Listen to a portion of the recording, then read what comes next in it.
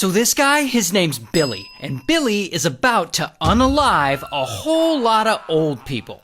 Now, Billy is nobody special. He's kind of a turd who works odd jobs here and there. He's a caregiver, he's a maintenance worker. But one day, something changes in Billy, and he snaps, and he decides he wants to make his money in a different way. And Billy knows a lot about elderly people, because he's worked in a lot of care facilities and retirement communities as a caregiver or as a maintenance person. And Billy knows that these old people often have jewelry and family heirlooms just lying around. So he comes up with a plan to target some retirement communities and loot some of these places to make a few bucks. Also, he's gonna murder some people. Now, his plan works like this. He's going to go to a retirement community and scope out a resident who he thinks might be a good target, likely a woman. Then he'll pretend to be a maintenance worker and he'll knock on their door and ask them if they need any work done. And when they let him inside, bam, that's when he'll overpower them and he'll smother them with a pillow until they're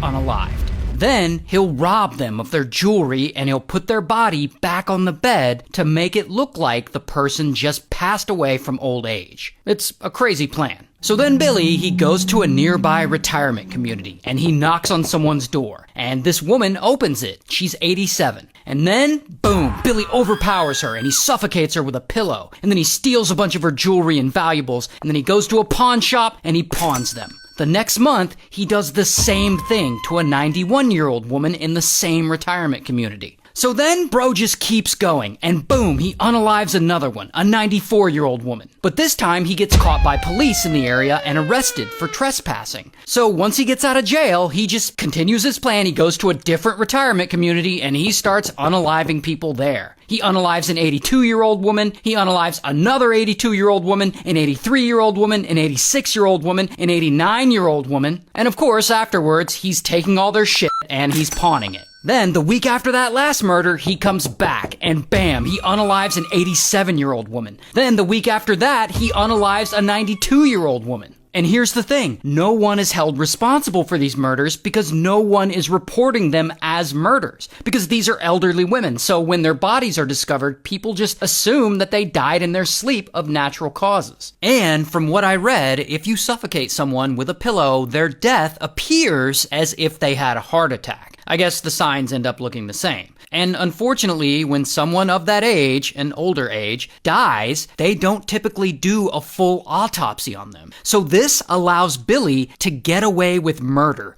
over and over again. It's really sad. I mean, this whole video's sad. Anyway, then, about 2 weeks after that last murder, at that same retirement community, someone notices him. And they approach him and they're like, "Hey, what are you doing here?" And Billy's like, I'm a maintenance guy. I'm here to work on some pipes." And they ultimately let him leave. But he's starting to realize that people around there are getting suspicious of him. So, what does he do? He chills for a while. But then, about a year later, he just moves on to the next retirement community to start all over again. And at this new place, he unalives a woman. I don't know her age. But 2 weeks after that, he unalives another woman, a 90-year-old woman. But then, 6 weeks later, Billy finally slips up. He knocks on the door of this 93-year-old woman's apartment. And I don't know her name, so we'll just call her Gertrude. So Gertrude opens up the door and Billy goes through his normal routine. He tells her he's the maintenance guy and he asks her if she needs any maintenance work done. And Gertrude's like, nah.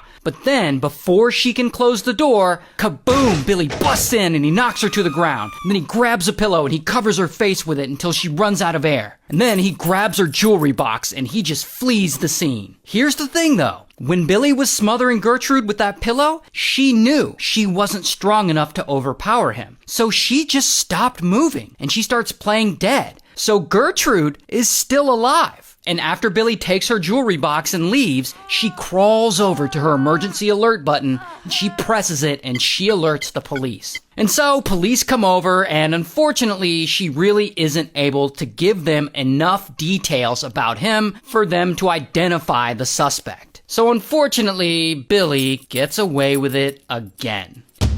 Until So this string of murders continues, and Billy targets another retirement community, and he unalives an 84-year-old woman, and then he unalives a 79-year-old woman, and then a 93-year-old woman, and an 81-year-old woman. Then he targets some other places and some other women in their own homes. A 90-year-old woman, an 81-year-old woman, a 75-year-old woman, an 88-year-old woman. And he just keeps going, unaliving more elderly women and pawning their stuff. And he seems to be making quite a bit of money off this. But then he screws up again. One day, Billy knocks on the door of this woman's apartment. Her name's Mary. And Mary answers the door, and suddenly, kaboom, Billy forces his way in, and he yells at her, "Lie down!" And she's scared, so she does. And Billy, he grabs a pillow, and he gets on top of her, and he starts suffocating her. And Mary, she passes out. She's unconscious. But once she stops moving, Billy thinks she's dead. So he grabs her jewelry box and he flees the scene. Sometime later, a friend stops by to see Mary. And she sees that Mary's lying on the floor, not moving. So she calls 911 and paramedics show up and they revive her. And when Mary eventually reports all this to the police, she is able to give them a description of Billy. And they're able to link him to his car, which about a month before had been seen near one of the murder scenes. So now, kapow, police have a suspect. But they're not quite quick enough, because the day after Billy had attacked Mary, he goes out looking for his next victim. And unfortunately, he finds her in a local Walmart. A little 80-year-old woman named Lou T.